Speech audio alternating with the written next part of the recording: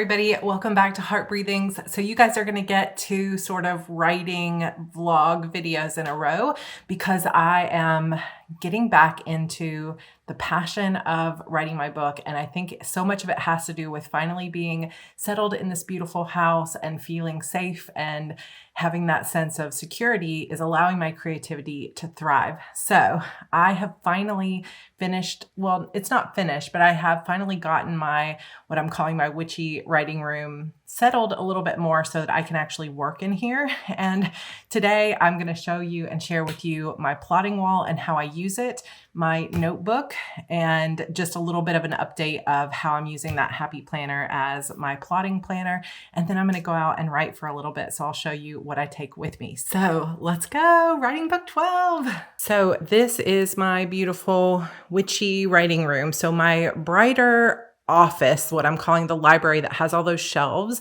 is more dedicated to my planner stuff and doing my sort of business work. But I specifically was excited about this house because I knew I was going to get a room where I could kind of indulge in some of the more spiritual and creative sides of my personality. Not that the other room isn't creative, but I needed a place that could be kind of a little spiritual place where I could keep my crystals and my candles. My husband has a lot of allergies, so it's nice to have a space a little bit away from him where I can use my essential oils and I can light my candles and not have to worry about bothering him. Plus, I have this gorgeous window that I was able to put my desk right in front of, and I love the fact that I also have a bathroom in this room. It's currently partially being used as storage back here for my tripod and some of the boxes I haven't undone, but this room is really cute and it's got the cutest tile and I just love it. And so the fact that this has its own bathroom, even with a shower, I think will allow me to have a little bit of a writing retreat location home, like inside my home, where I can really and truly just shut this door. It's kind of tucked away from the rest of the house and enjoy my writing space. But there will be no writing happening for me because of the way my process works until I really figure out what's going on in the book. So that's where this wall comes in. Now, I originally had purchased a big acrylic board, just a clear acrylic board to go on this wall, and it's going to be beautiful, but it's maybe a third of the size of this wall or this space that I have here. And I had some reasons why it was difficult to put up. I had some paint splotches and the whole wall was going to have to be redone before I could put a pretty clear acrylic thing on there. And so I finally decided, okay, enough waiting for things to be perfect. I'm just going to go and buy some craft paper and I'm going to put up a wall like I used to do in my old house. So if you have just a blank stretch of wall, this is such a great way if you are a visual plotter or a visual person. Like you guys, if you follow me, you've seen my Kanban board. I love to have things out on the wall, but it's not always the most attractive thing if it's like in the middle of your living room. In our previous house, I had to put it literally behind the front door because that was the only space. But here I kind of get to indulge. So this wall, I don't know if it'll show up on camera, is a textured wall. So I did a double layer of this white craft paper and I put it up with just some black masking tape because the masking tape doesn't pull the paint off the wall. So you wouldn't want to use like duct tape or anything like that, but masking tape works, painter's tape will work, and it's really great. So this is 2 long sheets separated into 4 spaces. So you've got one big sheet here and one big sheet here with a line down the middle. And then I separated each one into 2 more spaces. And the way that I mark things off is Act 1 goes here. So the first doorway of the plot will go down here at the bottom and I will just plot this way down the paper. Then I have Act 2, Part 1, which is basically the first half of Act 2. And that act ends with the midpoint down here. Then you've got Act 2, Part 2, which of course is what leads you into the climax of the novel, which is Act 3. And for me, a lot of times Act 3 is not quite as long or have as many different scenes in it as the rest of the novel. But I have a feeling with this book, because it is the climax of the entire series, that I might even end up needing to expand Act 3 just a little bit in terms of all the action and things that are happening. So this is the main section of the wall. And all I did was buy a large roll of white craft paper from Amazon. You can also get this at Home Depot, or you can get it at Office Depot or Staples or something like that, probably Walmart. You can use like easel paper from a kid's like easel, craft paper, anything like that. You could use brown if you didn't have white. Any color will work. If you have a teacher in your life, they may have bulletin board paper that you could use.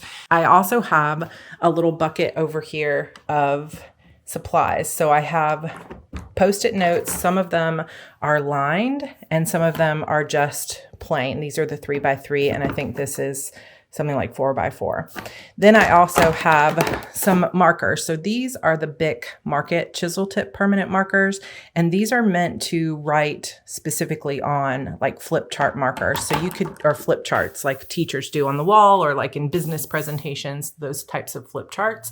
And so these will not bleed through to your wall. You can also get flip chart markers or Crayola super tips. Those are pretty cheap, but you can get them in lots of colors.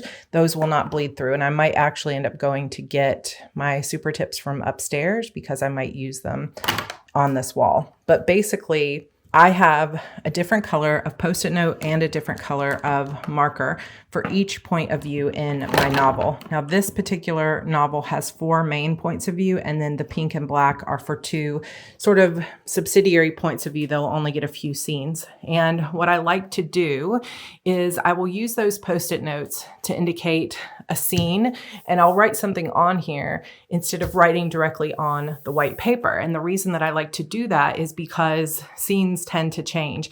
So when I'm initially plotting, if I'm able to put them on with a Post-it note, then I can back away and really start thinking about the flow of story. Okay, this happens here, especially with a multiple POV story.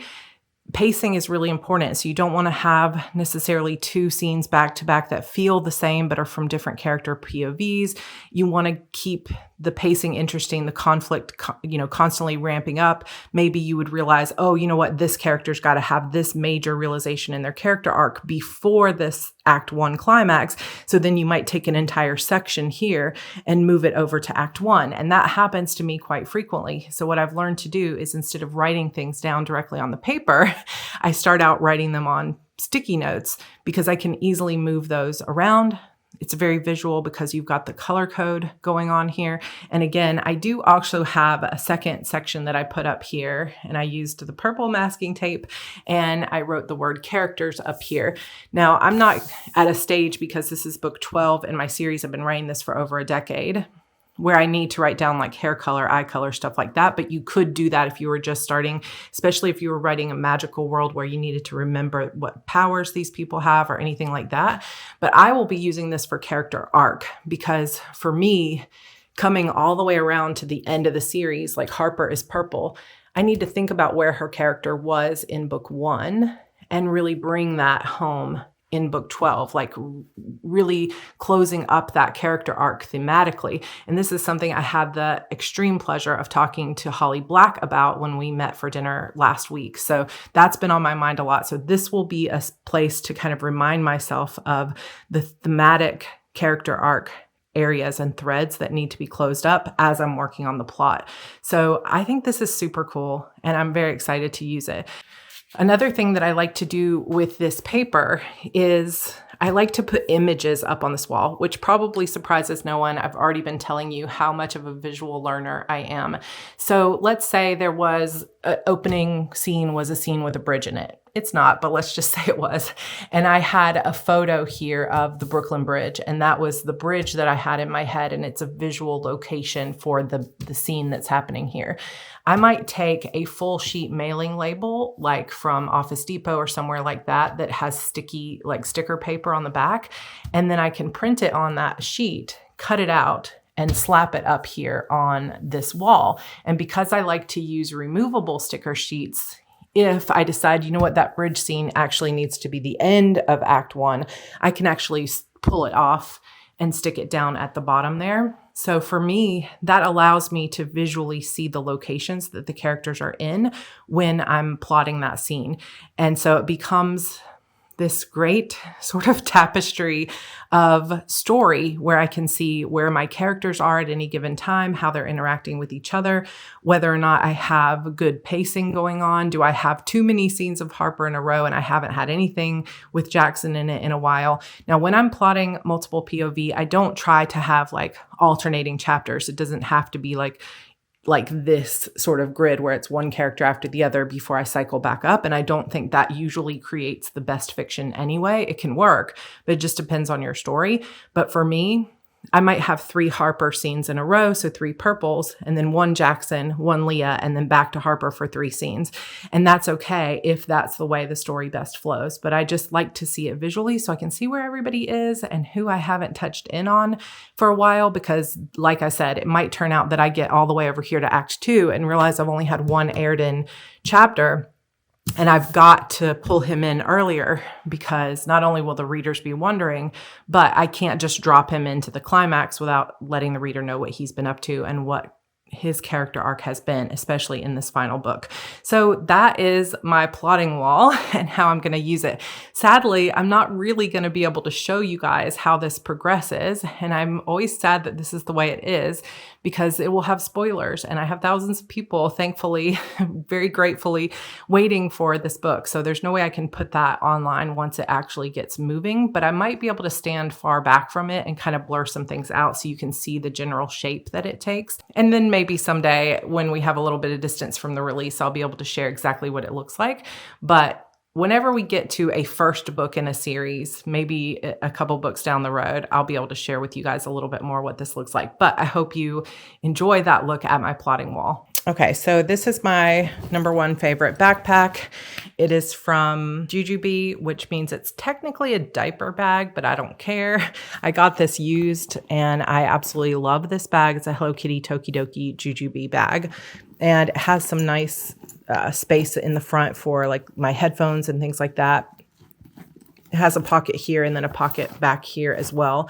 And then a larger pocket for your laptop or anything that might go here. So I am going to head to my local coffee shop, the same one you guys saw me in my last vlog, and I'm going to continue to work on the plot. So if you are watching this and the video has just gone up, tomorrow, Friday, I think it's May 19th or something, we have a virtual writing retreat going on in the Heart Breathings writing community. So those live streams will happen here on YouTube or on our Facebook group. And there's lots of people that go live. I'll be live every morning from 9 to 11 Central Time. So go to the link, I'll put it down below, and either join us in the Facebook group or here on YouTube. And we've got lots of different channels that'll be live streaming. So my goal is to get far enough in my plotting that I can actually be writing this weekend.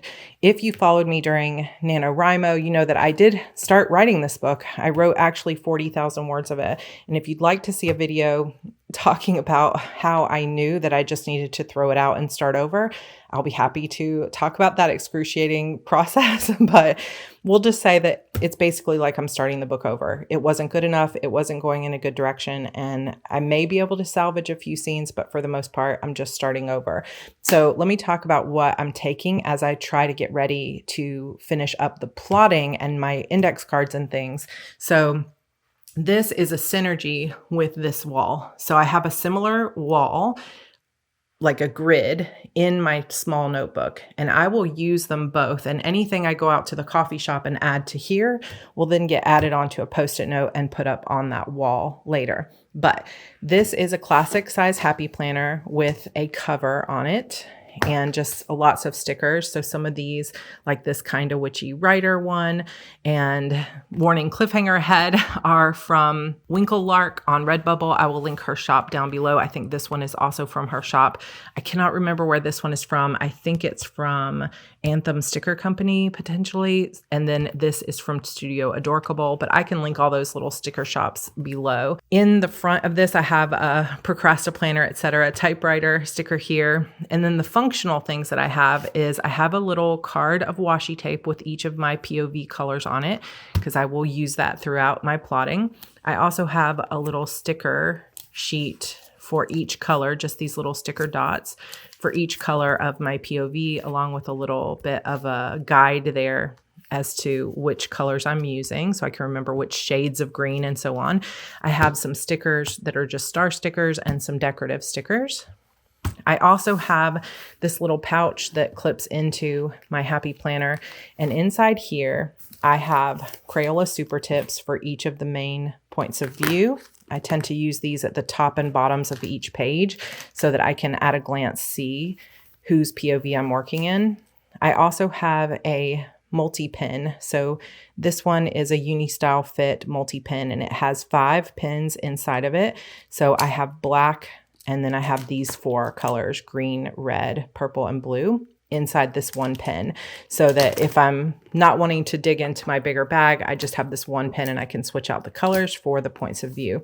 And then I have some whiteout tape, and I have these smaller 2x2 sticky notes of each of my POV colors. And so really, I could just grab this one notebook and my index cards and not have to grab the rest of my backpack. I have some other sheets here that of course are also free for you to download. So this is my writing plan where I'm kind of putting myself on a schedule for when I want the book to be done. Then I have a writing tracker where I can track each phase of the book. So I'm working on the plot right now. Next will be the draft, the revisions, the edits, and so on. And I can talk about here like which phase I'm in, how much progress I made for the day, and any notes that I have, so that I can track the progress. Now, you don't have to do that, obviously. Not everyone does it. It's not great for everybody to have to track things. Some people don't like it. But I like to have data so that when I go to write my next book, I can see how long did the plotting process actually take me. I thought it was going to take this many days, but it actually took me 3 times longer. And then I can use that data to guesstimate how long it's going to take me to plot the next book. And then I also have a word count tracker here where you can write the date, how much you wrote in this sprint, how much you wrote total for the day, and how much your total is for the entire manuscript. And I have these numbered out because I'm guesstimating this book will be between 120 and 140,000 words. So I need because my average sprint is about 650 words, I need between about 185 to 215 sprints. So I have printed that sheet out enough times to get to 215 sprints. And I'm hoping that as long as I track every single sprint that I have, then by the time I get to this sheet, the book should be done. And that gives me a little bit of extra motivation. I do have some extra page here just in case I need it. I also have a list here of the previous books in the series, and I've been taking notes on what's happened in those books, like story threads that need to come through. And then I just have a bunch of blank paper. Then beyond that, I have actual weekly sheets from a Happy Planner. So you can see it starts in May. And since I'm going out to plot today, this is the 17th of May.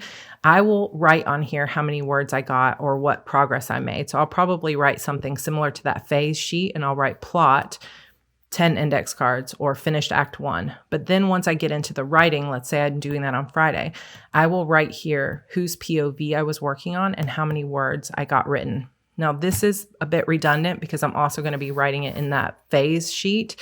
But I like to be able to, you guys know I'm visual. I like to be able to see it at a glance too, and be able to fill this in gives me a lot of satisfaction, which then builds positive momentum for me to keep working, keep moving forward. And then if I see that I've had 5 or 6 days where I haven't worked on the story, I know it's time to get back into it. So for me, it can provide some motivation. And then I don't have the weekly pages in here. It's just the monthly pages because I want to just track that month overview. And that is what is in here. I do have another book in here as well. You can kind of see the edge of it because whenever that's my next book on deck that I'll be writing. So if I happen to have an idea for that while I'm out or while I'm working in my plotting notebook, I can still see it. So those are my favorite tools. That's how I'm getting back into it. Now, obviously, for some people, all this extra stuff with stationery doesn't make any sense because you just fly by the seat of your pants. You just sit down and write, and maybe all you need is a notebook and scratches of paper. And you know what? Your book is going to be potentially even better than mine. There's no correlation between the more you plot, the better your book is. That doesn't necessarily like correlate. It's just what tools work for you to get the dang book done and what tools don't work. So if you're watching this and you're like, oh my gosh, why is she doing all this work? Just know that maybe you don't need to do this, but there might be somebody out there that's watching that's really been struggling to get motivated to write and really formulate the thoughts in our brains. Because some of us are just, like me included, are just not built or wired to where I can just sit down and think through it all in my head. And I certainly can't just sit down and write it.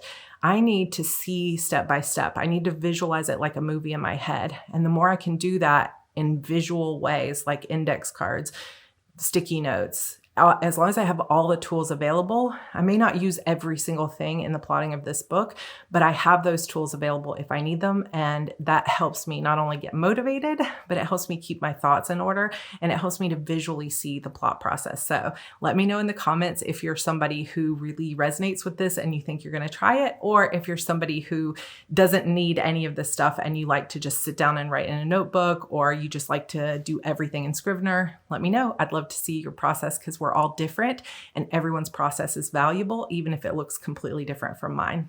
A couple other things that are always with me, some kind of little figurines that I like to sit on the desk when I'm working, just brings me joy, and headphones so I can listen to music and drown out the sounds of the cafe. Those are always with me. Usually have some washi tapes and things like that. And now I'm ready to go.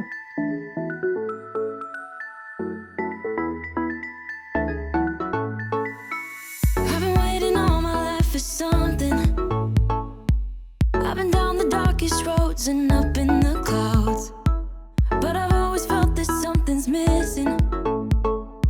That was until I found you right there in the crowd. You came into my life and started a fire. You made me feel like I could touch the sky. Oh, there's nothing missing now that you're my desire. Now all I have to do is to make you mine. 'Cause I know, and you know what we could be. Like a song, like a perfect melody. Baby, don't say you don't believe in me. 'Cause you know, and I know, we're onto something good. You know, and I know, we got something good.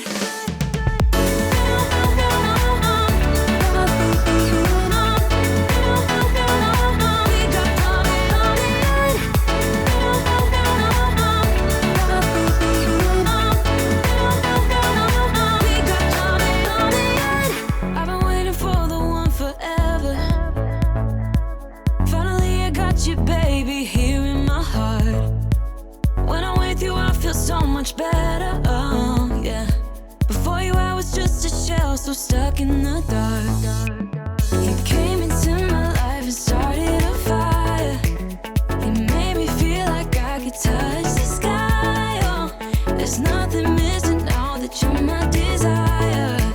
Now all I have to do is to make you mine. 'Cause I know, and you know what we could be.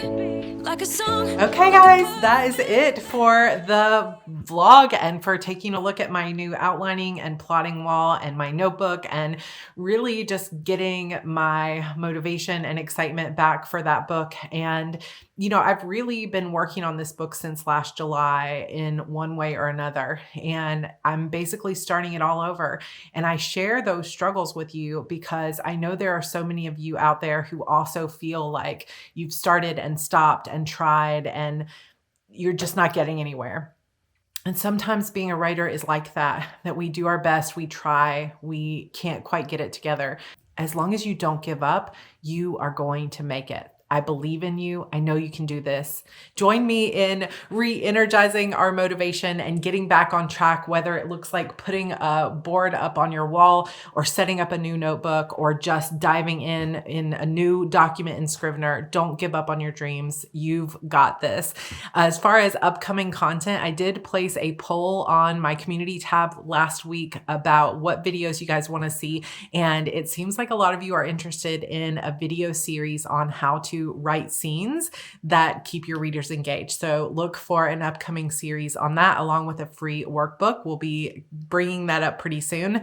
My HB90 course is going to be opening by the end of this month for our June round, so keep that on your schedule in the back of mind as well. We also have a 50K Q&A coming up. If you want to submit a question, there's a form in the description box down below.